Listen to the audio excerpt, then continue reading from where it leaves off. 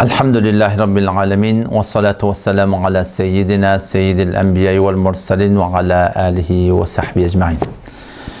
Yakınlıkta cavan Müslüman Türkmen doğullamız bir qav hareket ettiler. Yani ben bağın şunun kalben beter qav verdim. Ve şun hakkında teşvik edetim geldi, tergip edetim geldi, heveslendiretim geldi. Türkmen saran cavallarından gelili bir post doğurladılar. O şu postta hemmeti içinde akımolu da var. Her tevften var. Her kibarahim bir yankı itle de berkuat birbirine vursa da möcek görününe öderine kuzunlar koyalı da hem dopul yalı sonra biliyorum. Biz akımolu da bila teşbih Huday hakkatını yani yakarasıla da vakti düşmanımız bir dağdan hakkında bir bolunna hem meceğimin ağzını belirtmek gerek. Kurun çarşırmayın. Şu taada muhtelif teyf olmalı da var. Oğlum rezmikar olanın içinde var. Dağın şudan her yerden var. Şunun hemmeti bir kefayettiler. Ki gel biz neyme deyli Türkmen ilaratına denan erkek bolup umum sorusuna denanıla bilimsizlik yerden Türkmenin namusunu, avrayını, fezai mecazinin üstünden o bilen, bu bilen, her bolumsuz bilen yankıvan live oyup bırda dedip Türkmenin avrayını yere çalp verirle var. Gelin birisileri neyme deyli amfolo edeyli, yani mesud edeyli, bilak edeyli. Şular adamlar aslında gözde meyilleyip de kav hareket etti de. O zaman açık kol yani malakım yani hop soğulalı şu şey ettiler, kav da attı. Kaptanın bila nispet üyrük kalın da boldu. Neyem peydatı var. Şeydenin bile neyem olacak koltuğu yok ve de şeyden bile neyem olacak koltuğu onat ayrı bir vurun. Şeydenin bile sana Allah Teala'nın yanına ulukan bir necata bir yol şey. Şu an tamamı haydi bir Müslümanın ettiyen kavuşu şayet elim cihana ya öz mantıqamıda ya şu şehrine ya ovana ya hatta öyüne de edafe peyda vermesin. Ama senin Müslümanın şu ettiyen hayır işin senin necatından için ulukan bir iş şu. Ulukan bir delil şu. Şu tadan Peygamber Aleyhisselam ne diye? فَلَا تَحْقِرَنَّ مِنَ الْمَعْرُوفِ شَيْئًا. Qavu işten hiçbir dağdı kişi görmediktir. Çünkü en tezek qavu iş boluya sebep boluya necat tapmakla. Yani hayatı bir ettiyen işimiz şol bizim necat tapmakla ulukan bir delil.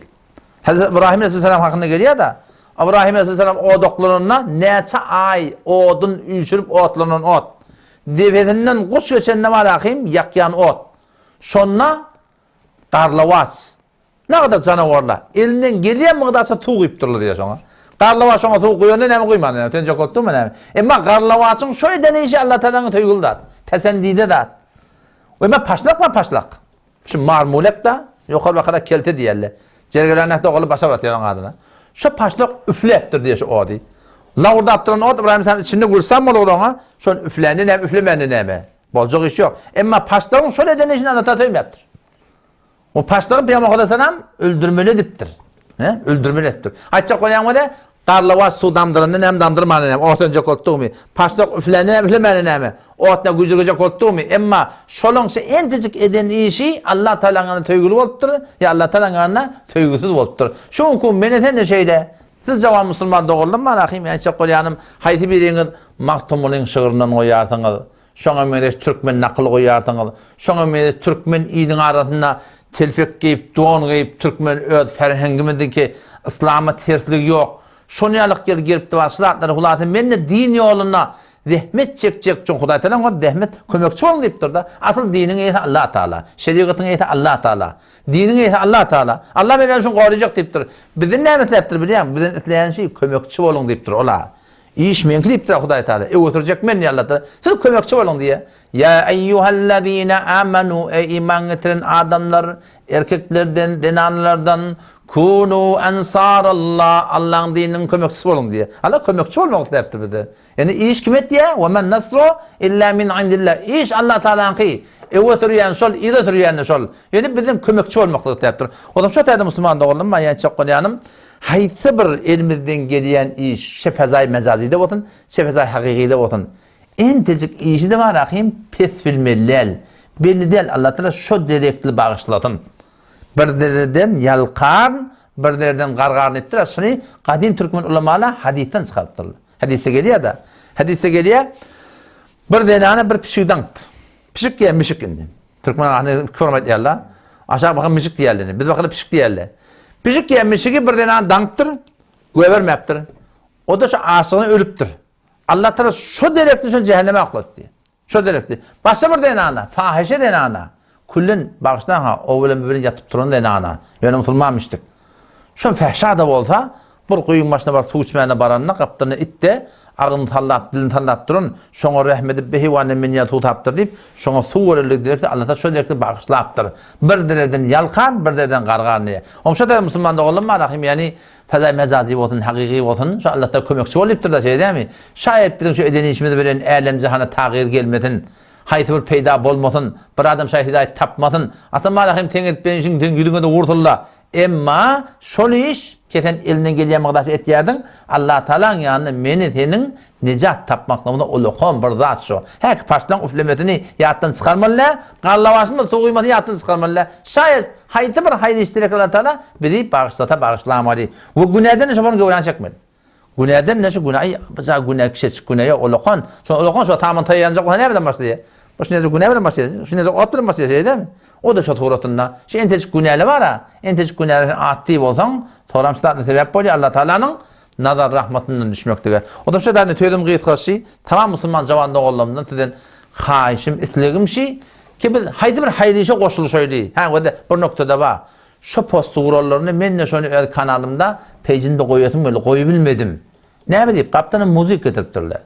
Oten men Müslüman deyip durgan kurbanım var. Hem Müslümançılık Huday radıyı olsun, Peygamber radıyı olsun, şeriat evgüten doğruluğu sünnetin edip durdun. Tenşi ettiğin işin marahim Huday ve Peygamber'in aydınlığı ola bolmasa Allah'ın kabul etmeye, idarasını sen kabul etti, vermeye, ötmeye dem onunla. Hazreti Ömer radıyallahu anh kulu fada, inna Allah yerfa'u bihadal kitabe agvamen ve yeda'u bi ahirin. Allah Teala şu Kur'an bilen ne kadar kavimler kaldırıyor, ne kadar kavimler yere vuruyor. Bir Kur'an'a, bir kitap bilen öyle. Haydi kavmi kaldırıyor, o kavmi ki Kur'an'a amal etti. Allah şunu kaldırıyor. Kadim bizim Türkmen muttur, devleti Selcugi muttur, Türkane Selcugi muttur, Türkmen şöyle Türkmen hay Selcugi mutturlar. Bir tane hilafeti Osmani mutturlar, şuna Türkmen şöyle. Şöyle Türkmen olup, alem cihanı hükümet ediptirler. Ne için Allah Teala hükümet veriptir? Hükümet verilen illeti şöyle Hudaybi'nin peygamberi öyle mutturlar. Şimdi biliyor musun? Vaadallahu ellezine amenu minkum ve amilus salihat. Allah vaade verirdi. İman getirip de amel salih eden adam sizlerden ne yapacak? La yestaklifennahum fil ard diye Allah Teala. Yerin günü şöyle halife ruzemin edecek deyip durayım. Hasan iman amal o deyip dur. O da şu da Müslüman doğrulam. Şimdi apostol doğrulayanız beter kavdat. Her kim eline gene haydi işettin. Yani müzik koyman kaptandan. İslam'a tertat koyman. Doğru dinin var aytiyanına göre. Ahat ba surutay İslami va şolar koyup da sonra inşallah arkadaşlar elin gelinini der biliyor musun? Elin gelinini der. Şehrimizden geliyen etmekten Allah Teala bizi etleye. O şey tevekkül inşallah Teala Allah Teala'nın yanına akıl imanla tadaşıp da ebedi cennetine hanavadına bile olmaklıq. O berde de Huday Teala hayır hidayete de tebep etse edamalı.